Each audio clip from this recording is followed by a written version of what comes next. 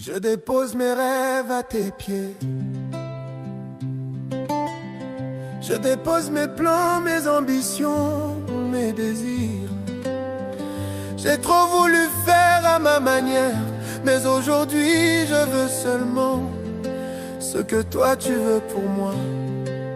Même si je ne comprends pas, même si le chemin me semble dur, je choisis ton plan, pas le mien. Non pas ma volonté, mais la tienne. Éternel Dieu de gloire et de grâce, nous voulons te bénir et t'être infiniment reconnaissant. Nous voulons élever ton nom, Seigneur, et te glorifier. Nous voulons t'exprimer notre profonde reconnaissance. Nous te rendons grâce de ce que, une fois de plus, Seigneur, ce matin, tu nous as donné le privilège, Seigneur, de voir, oh Dieu, ce jour merveilleux. Que gloire et honneur te soit rendu, Seigneur. Que gloire et honneur te soit rendu, ô Dieu de gloire. Nous te bénissons, nous te bénissons, nous te bénissons, nous te bénissons. Dans le nom puissant de Jésus-Christ de Nazareth. S'il te plaît, élève la voix et bénis le nom de l'Éternel pour ce programme qui a commencé à minuit. Élève la voix, bénis son nom, élève la voix, rends grâce à Dieu. S'il te plaît, Éternel Dieu de gloire et de grâce, nous voulons te bénir. Nous voulons élever ton nom pour le privilège, Seigneur mon Dieu. Nous voulons te glorifier, Seigneur mon Dieu, pour ce programme, Seigneur mon Dieu. Nous voulons célébrer ton nom parce que tu as permis, Seigneur, que nous puissions le débuter. Mais nous célébrons ton nom, Seigneur mon Dieu, pour ces 21 jours, Seigneur, de jeûne et de prière. Merci, Seigneur mon Dieu, 21 jours, Seigneur, durant lesquels, Seigneur, tu agiras puissamment dans nos jours. Oh Dieu de gloire, nous voulons te bénir, nous voulons te célébrer, nous voulons te glorifier, nous voulons te magnifier, nous voulons t'exalter dans le nom puissant de Jésus-Christ de Nazareth. Est-ce que tu peux demander à Dieu sa faveur, sa main dans ta vie pendant ce programme? Dis à Dieu, Seigneur, si tu ne me laisses, je ne pourrai pas. Alors fortifie-moi, donne-moi la force nécessaire. Élève la voix et commence à prier, s'il te plaît. Demande à Dieu de te donner la force nécessaire. Demande à Dieu de te donner la force nécessaire. Malouche Kapara, Idaken, Sopradi Valaketa, Ex Anosho Freken, Sipri, Tapaloucha, Brand de l'Eskita, Ayata Lemen, Soprofe, Kadeapa, Isa de Leman, Soprofadi, Yapa. Accorde-moi la force nécessaire. Au nom de Jésus, je te prie. Parle à l'Éternel ce matin, s'il te plaît, parle à l'Éternel. Accorde-moi la force, Seigneur. Saint-Esprit de Dieu, nous avons besoin de toi. Nous avons besoin de ta force. Nous avons besoin de ta force. Nous avons besoin de ta force. Fortifie-nous pendant ce moment, Seigneur. Fortifie-nous pendant cet instant, Seigneur. Fortifie-nous, Seigneur, mon Dieu. Nous te supplions, oh Dieu. Nous te supplions, oh roi de gloire. Combien nous avons besoin de toi. Combien nous avons besoin de toi, Seigneur. Matthieu chapitre 27. Matthieu chapitre 27.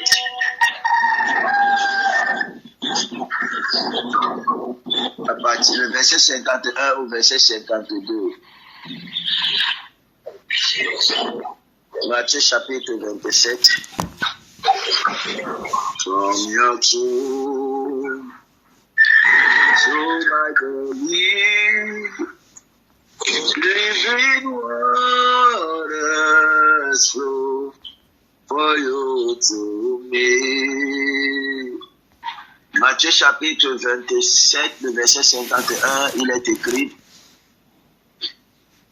Et voici le voile du temple se déchira en deux. Depuis le haut jusqu'en bas, la terre trembla, les rochers se fendirent.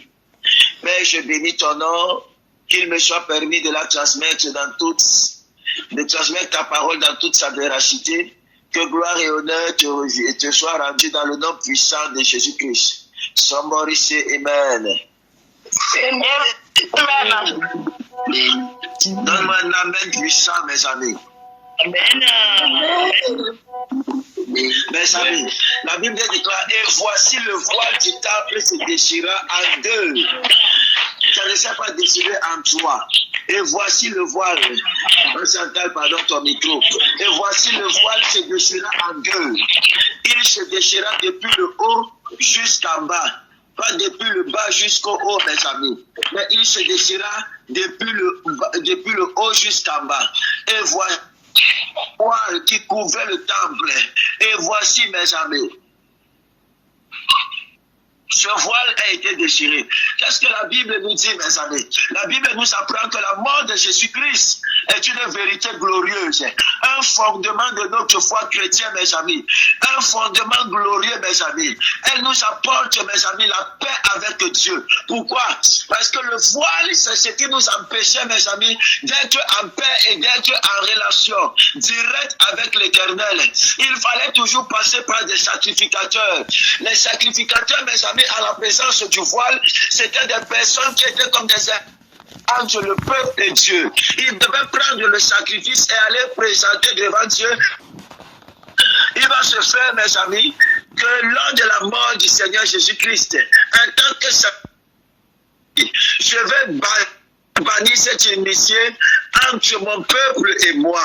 Ce qui les empêchait de communiquer directement avec moi. Ce qui les empêchait d'être en paix avec moi. Ce qui les empêchait de pouvoir me parler directement. À compter de ce jour, il n'y aura plus une intermédiaire. Il n'y aura plus un intermédiaire entre ce peuple et moi. Je leur permettais de me parler directement. Je suis venu dire à quelqu'un ce matin, il n'y aura plus d'intermédiaire entre Dieu et toi dans le nom de Jésus-Christ de Nazareth. Oh, l'Éternel te permet de t'approcher directement de lui, de t'agresser à lui, de communiquer avec lui, sans intermédiaire, mon ami, sans intermédiaire. La Bible va déclarer dans le livre de Romains, chapitre 5, le verset 1er, la rédemption et le pardon des péchés, mes amis, que ceci était le mystère de la rédemption et le pardon des péchés. Mais comment, mes amis, la Bible va-t-elle exprimer la signification de la mort de Jésus dans des récits, Seigneur mon Dieu, tels que l'Évangile? C'est précisément ce que nous constatons, mes amis, lors de la crucifixion de Jésus-Christ et du déchirement du voile du temple immédiatement après la mort. Bien que le déchirement du voile, mes amis, soit décrit dans les 3 évangiles, dans les 3 évangiles synoptiques, c'est-à-dire Matthieu, vous allez trouver ça dans Matthieu chapitre 27, le verset 51, dans Marc 15, le verset 38, et dans Luc 35, le verset 41. Aucun ne s'attarde à s'expliquer, mes amis, pourquoi et comment, mes amis, mais sans doute, les personnes qui ont écrit les évangiles estimaient, mes amis, que l'événement était suffisamment clair pour que nous puissions comprendre que le fait qu'on ait dit que le voile a été déchiré, que Jésus-Christ soit mort, c'était assez clair. Il n'y avait pas besoin d'explication. D'ailleurs, certains versets ne nous donnent même pas d'explication sur certains événements, mes amis. C'est à l'Esprit de l'Éternel de nous enseigner. C'est à l'Esprit de l'Éternel de nous enseigner. Alors ce matin, mes amis, nous allons parler un peu de quel est le voile que Matthieu parle ici, mes amis. Quel est le voile qui est mentionné ici dans le livre de Matthieu? Il peut paraître étrange, mes amis, que lorsqu'on lit Matthieu, Matthieu parle simplement de voile. Le voile du temple, mes amis, sans préciser lequel, des nombreux teintures, mes amis, des nombreux rideaux, ou encore des voiles du tabernacle de l'Ancien Testament et du temple ultérieur, mes amis, il avait en tête. Les interprètes doivent supposer, mes amis, que Matthieu attendait de ses lecteurs qu'ils comprennent, mon ami, son propos. Parce que lui, il faut le dire, ce n'est pas simplement un seul voile qui existait à cette époque-là. Vous, jusqu'ici, vous êtes avec moi? Amen, papa. Ce n'est pas seulement un seul voile qui existait, mes amis. Ce n'est pas simplement une seule teinte qui existait, mes amis. Il en existait plusieurs. Dans le livre de Matthieu, chapitre 1, le verset 22, mes amis. Matthieu va faire fréquemment les références, mes amis, dans l'Ancien Testament. Matthieu chapitre 1, le verset 22. Matthieu chapitre 2, le verset 15, le verset 17. Et je pense aussi le verset 13. Matthieu chapitre 4, le verset 14 aussi, il fait mention, mes amis.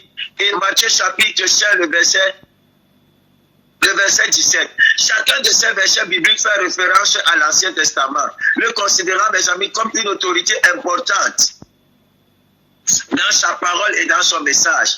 Alors, c'est donc dans l'Ancien Testament que nous allons nous tourner, mes amis. Le mot utilisé par Matthieu ici, là, pour désigner le voile est le mot grec, est le mot araméen, mes amis hébreux, katapetsana. Katapetsana s'écrit K-T-A-P-E-T-A-S-M-A.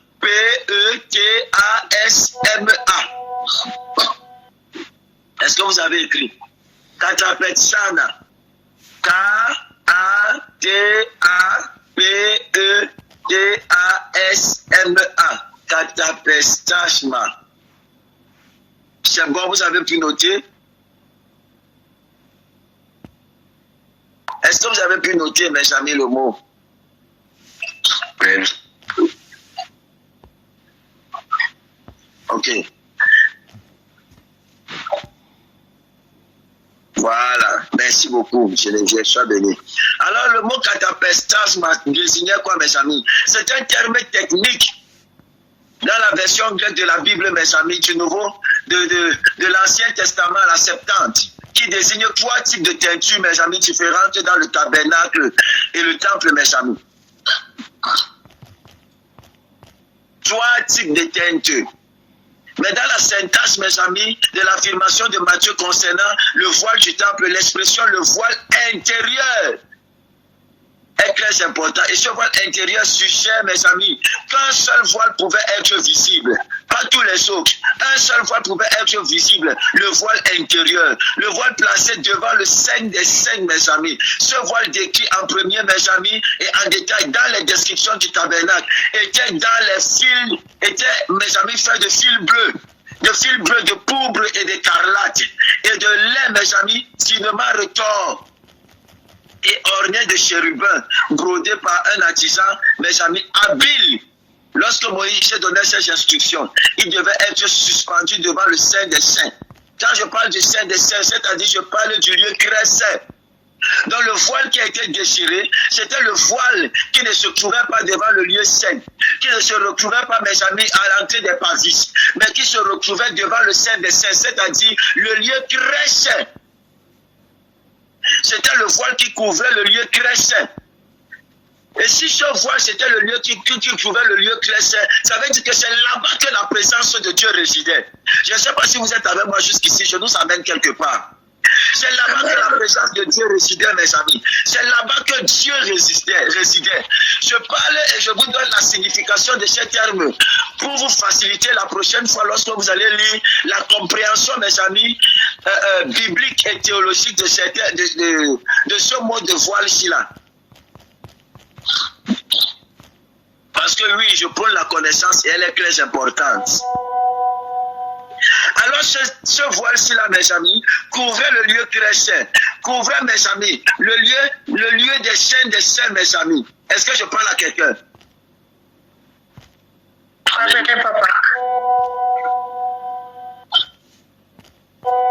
Est-ce qu'on peut avancer?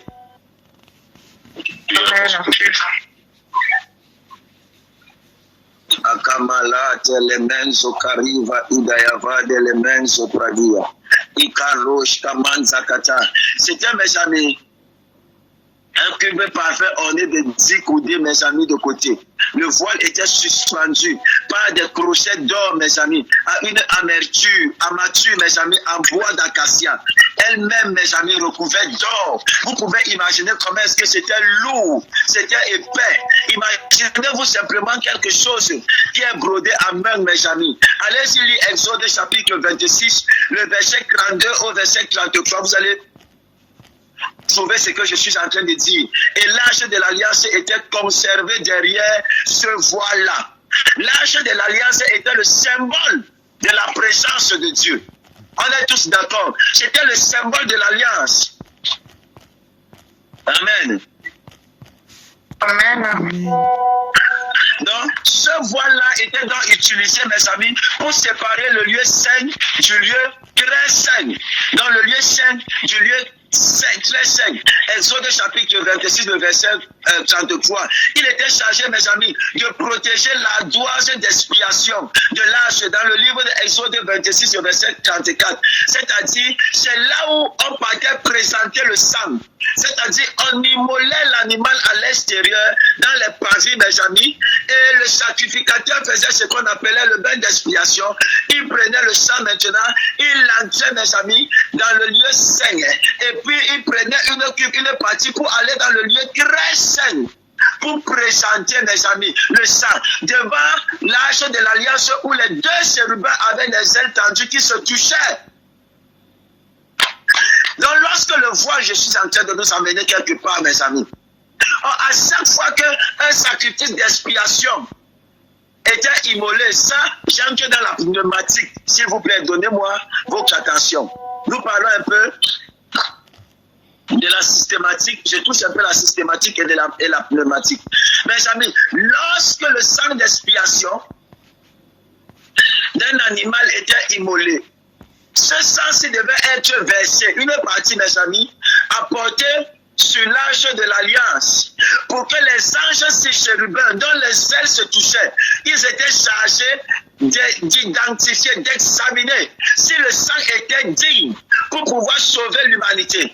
Parce que depuis Exode, depuis Genèse, lorsque Dieu a établi le sacrifice, mes amis, c'était un principe où les anges cherchaient toujours et devaient trouver le sang qui devait se trouver digne pour pouvoir sauver l'humanité. Donc aussi longtemps que ce sang n'était pas trouvé, une inimitié devait toujours continuer à exister entre les hommes et Dieu. Le rôle de ces anges chérubins, c'était de communiquer et de trouver le sang qui était digne. Somebody say amen. Amen. Amen. Donc, alors, mes amis, ceci était utilisé, mes amis, pour recouvrir l'âge de témoignage lors de son transport, mes amis. Dans le livre de Nombres, chapitre 4, vous allez voir, des sacrifices pour le péché étaient offerts contre le voile, mes amis. Étaient offerts contre le voile dans le livre de Lévitique 4, le verset 7, Lévitique 4, le verset 6 et le verset 17. Et seul un sacrificateur, pas un sacrificateur, le principal, mes amis, le principal sacrificateur chargé de faire le rituel de purification, mes amis, c'est-à-dire Aaron ou un de ses descendants, était autorisé à passer derrière le voile le jour de l'expiation. Personne d'autre, mes amis, personne d'autre. Un sacrificateur normal entrait là, il mourait. Il n'y avait que les souverains sacrificateurs. Il n'y avait que les souverains sacrificateurs, mes amis. Allez-y lire Lévitique chapitre 16, le verset 2, le verset 12 et le verset 15, je pense bien si je ne me trompe. Dans le temple de Salomon, mes amis, inspiré du tabernacle, se trouvait un voile, le fil bleu pourpre, mes amis, de cramoisi, et de lin fin, mes amis, orné de chérubins. Allez, je lis 2 Chroniques chapitre 3, le verset 14. 2 Chroniques chapitre 3, le verset 14. Alors le voile se trouvait presque au centre même du tabernacle, suggérant un degré de sainteté, mes amis, qui se reflétait également dans la qualité de sa confection. Ça veut dire que si tu n'étais pas trouvé digne, tu pouvais entrer là et mourir. C'était un lieu tellement consacré. C'était un lieu tellement réservé, mes amis. C'était un lieu, mes amis, tellement consacré que n'importe qui n'avait pas le droit d'y avoir accès. C'est pourquoi vous allez lire qu'à chaque fois qu'un souverain sacrificateur avait accès à ce lieu très saint, on devait attacher une corde à ses règles. Parce qu'on ne savait pas s'il allait sortir vivant ou mort. Au cas où il allait mettre long, la corde allait servir d'instrument pour simplement tirer son corps à l'extérieur. Vous voyez jusqu'à quel niveau de sainteté, quel niveau de sainteté était exigé, mes amis, dans cette présence-là. Ce n'était pas n'importe qui avait accès. Je vous parlais de cette exégèse pour que vous compreniez quel est le travail que Jésus-Christ a fait à la croix, mes amis.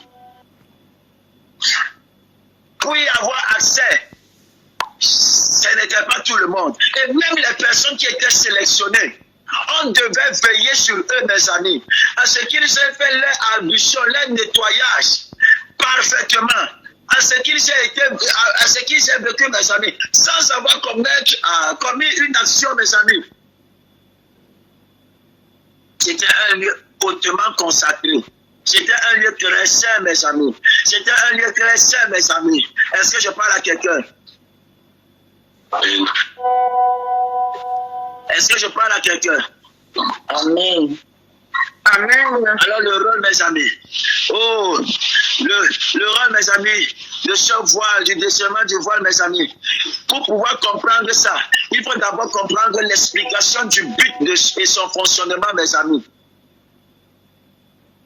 Et étonnamment, je me suis rendu compte que peu d'exégètes, mes amis, se réfèrent aux explications à l'Ancien Testament, mes amis, pour aborder cette question. Pourtant, on y trouve, mes amis, des informations essentielles à la compréhension du sens de son déchirement lors de la mort de Jésus-Christ. Avant de comprendre et de voir le déchirement, tu dois d'abord comprendre quel était le rôle, mes amis. Quel était le rôle de ce voile-ci. Comme nous l'avons vu, mes amis, précédemment, le savoir-faire exceptionnel requis, mes amis, pour le voile est directement lié à la présence de chérubins. À la présence de chérubins. Cette figure, mes amis, symbolisait la présence de Dieu, la présence du roi des rois, la présence du Seigneur, mes amis, et était tissée avec un soin, mes amis, extrêmement l'œuvre d'un artisan habile choisi par l'Éternel. Selon Exode 26, verset 31. Alors, dans la tradition juive, mes amis bibliques, les chérubins jouaient un rôle de gardien dès leur première apparition dans les textes, mes amis, canoniques, où il était gardé, mes amis. Il gardait le chemin de l'arbre de vie. Lorsque Dieu va créer le jardin d'Éden et qu'il va y placer l'homme, la Bible déclare qu'il va y chasser l'homme. C'était des chérubins avec des épées qui gardaient. Donc, depuis, canoniquement parlant, ce sont les chérubins qui sont chargés, mes amis, de garder l'âge, de garder le temple, de garder le lieu, ce que Dieu estime comme être saint. Jusqu'ici, vous êtes avec moi, on avance. Evelyne, on avance. Est-ce qu'on avance, mes amis? Dorcas, Norbert, est-ce qu'on peut avancer? Oui, papa. Oui, papa. Amen, mes amis. Alors, mes amis, ces chérubins-ci, mes amis, étaient des gardiens. Ils gardaient le chemin, mes amis. Ils étaient sculptés, mes amis, sur le mur du temple de Salomon et du temple, mes amis, et des temples des visionnaires d'Ézéchiel, mes amis. Pourquoi des visions d'Ézéchiel? Lorsque Ézéchiel va voir des visions, il va voir des chérubins. Parce que ce sont des anges, non pas simplement pour garder, mais, mes amis, ce sont des anges protecteurs, mes amis.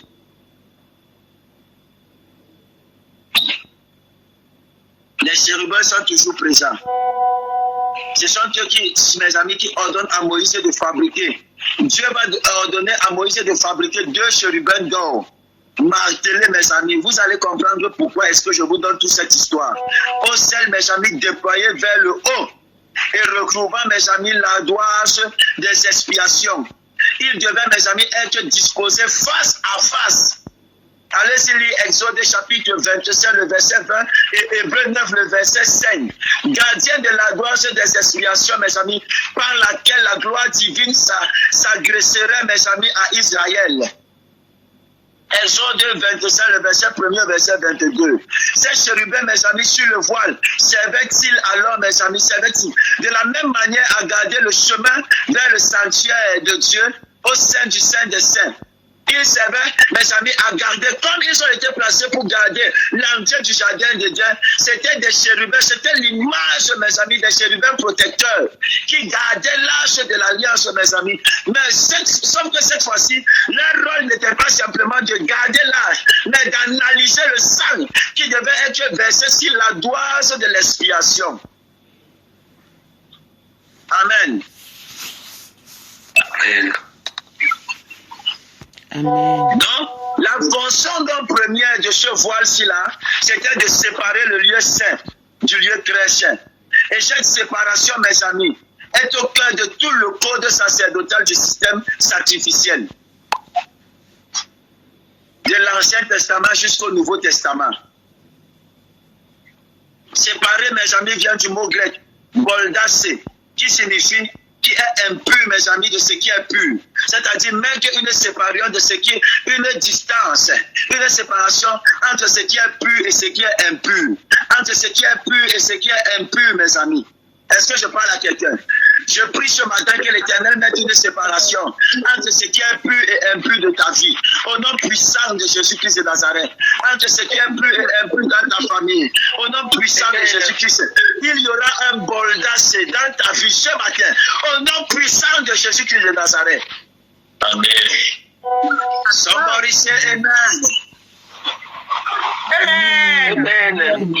Dans le voile, mes amis. Le voile était dans une barrière physique qui représentait et imposait la séparation avec la présence sainte de Dieu.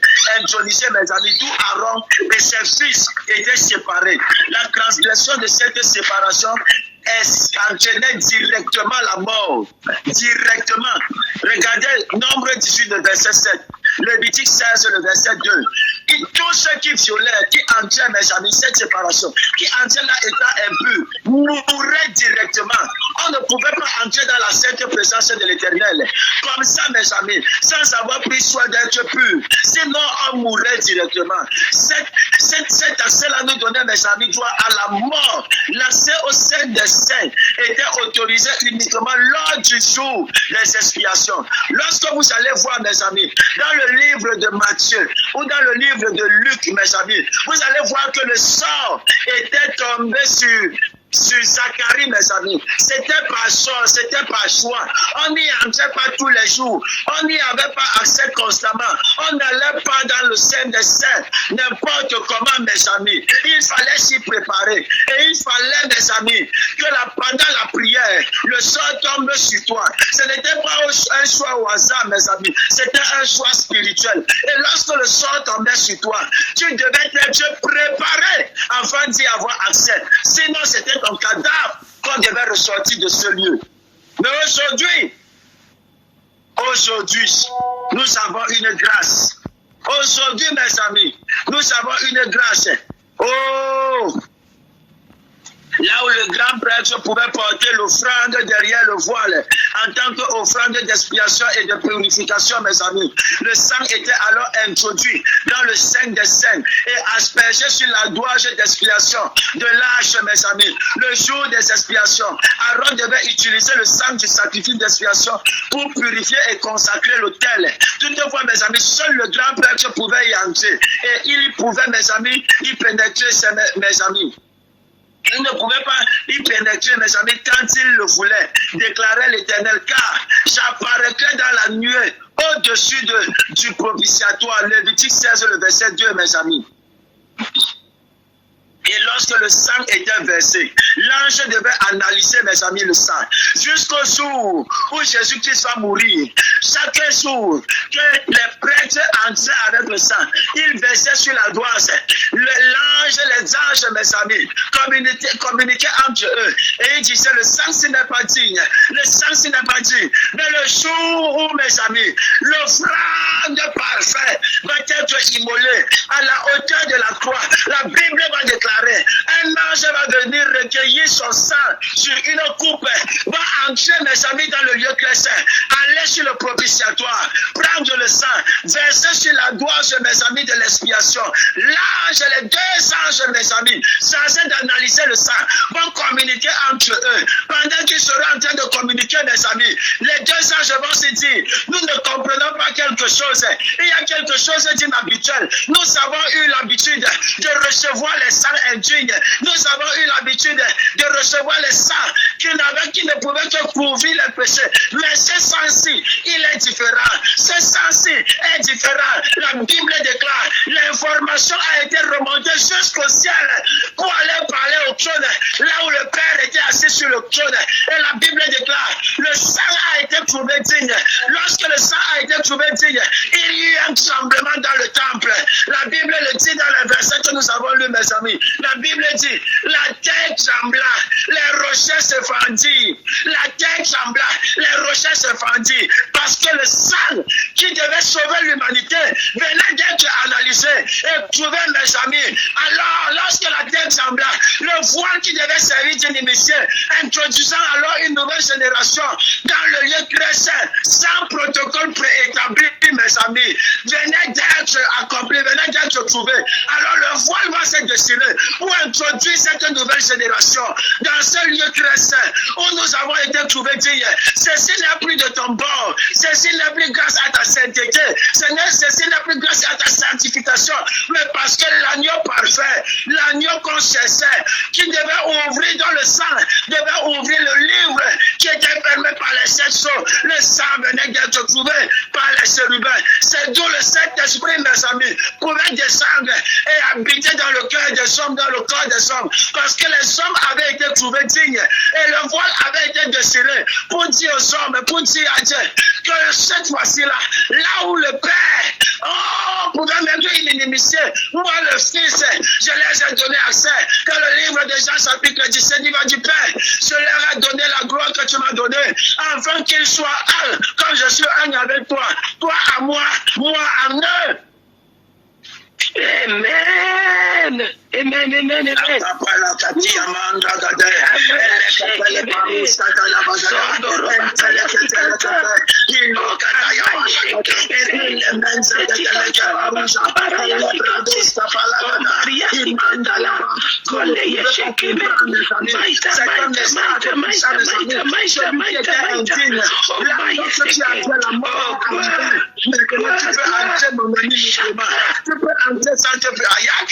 Où s'aimait les chrétiens, où l'a dit avant, le voile qui a été déchiré nous a donné accès à ce lieu très saint. Et je déclare que je déclare, pendant ces 21 jours, tu auras accès à ce que tu ne pouvais pas avoir accès. Au nom de Jésus-Christ, le voile de ta vie qui te permettait, qui t'empêchait de pouvoir avoir accès aux choses, ce voile sera déchiré, sera déchiré. Oh, ce voile de ta vie est déchiré, je vois le voile de ta famille être déchiré, je vois ce voile être déchiré ce matin, ce voile sera déchiré. Amen. Tu es béni ce matin, dans le nom puissant de Jésus-Christ. Tu es béni ce matin, mon ami. Oh, Kaparakati Abra, écoutez-moi, écoutez-moi, l'interdiction physique s'étendait jusqu'à l'interdiction visuelle. Ça veut dire que le peuple n'avait jamais vu, jamais, l'interdiction physique s'étendait jusqu'à l'interdiction visuelle. Oh, je dis à quelqu'un, oh, tes filles, tu te rends compte que le peuple n'avait même pas le droit de voir le lieu clair. Le peuple ne connaissait pas tes filles. Il ne connaissait pas comment est-ce que le lieu clair se présentait. Il n'avait aucune connaissance. Non seulement il ne pouvait pas entrer, mais il ne pouvait pas voir tes filles. Amen. Il ne pouvait pas voir. Mais lorsque l'agneau est venu, lorsque l'agneau a été présenté à la croix de filles, lorsque l'agneau a été mis sur la croix, oh, c'est qu'ils ne pouvaient pas voir. Ils y ont eu accès. Ayaka Baragodada, il mène ce que te l'oubra, à tous que mène ce que te lebra, autolebra in ce que le gado, arrate kakakakaka, il se prenne de l'équipa, à taïva la temarouja, elle aime se fregada, il les pracousa sa. Elle verra s'assis avant. Tout voile de ta vie sera déchiré. Amen. Amen. Amen. Ayeleva, isekete lebraman zakata, elle kataya braman de segadiaba, elle katele braman de sokoto. Écoutez-moi, même pendant le transport, même pendant que l'arche de l'alliance devait se déplacer, le voile-ci était très important. Il couvrait de telle sorte que les enfants d'Israël ne pouvaient pas le voir, sauf les sacrificateurs. Même les gens qui transportaient, qui portaient ça, ne voyaient pas, mes amis. L'exemple, c'est que ça, c'était pas n'importe qui. Si tu n'avais pas été choisi, tu touchais simplement l'élément qui était connecté, tu mourais. La Bible déclare que Usa voulait bien faire. Il est allé toucher pour porter, mes amis, parce que ça s'inclinait. Il est tombé sur le champ, il est mort. Amen. Vous comprenez? Et aujourd'hui, mes amis, écoutez-moi. Oh, la fonction productive, mes amis, du voile, exprimée implicitement, mes amis, et explicitement, mes amis, dans l'Ancien Testament, souligne les restrictions imposées au culte israélite, mes amis, fondées sur la sainteté de Dieu. Ceci est important, mes amis. Ceci est important. Pourquoi?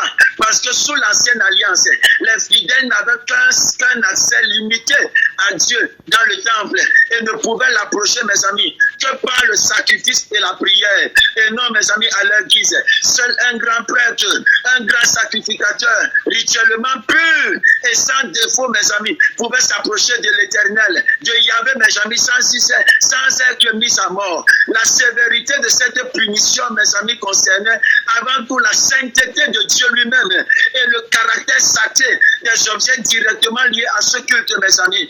Exode 33, le verset 19 au verset 23, mes amis. Même Moïse n'avait pas le droit de voir le visage du Seigneur. Même Moïse, il dit dans le livre d'Exode 33, le verset 20, car nul ne peut voir mon visage, mes amis, et y avoir accès. Il y avait plusieurs, mes amis, légendes, mais le jour du Seigneur, le jour où le Seigneur est venu, il a mis fin à tout cela. Je déclare donc ce matin, mes amis, tout ce qui te limitait, qui t'empêchait d'avoir accès à la présence de Dieu, est ôté ce matin.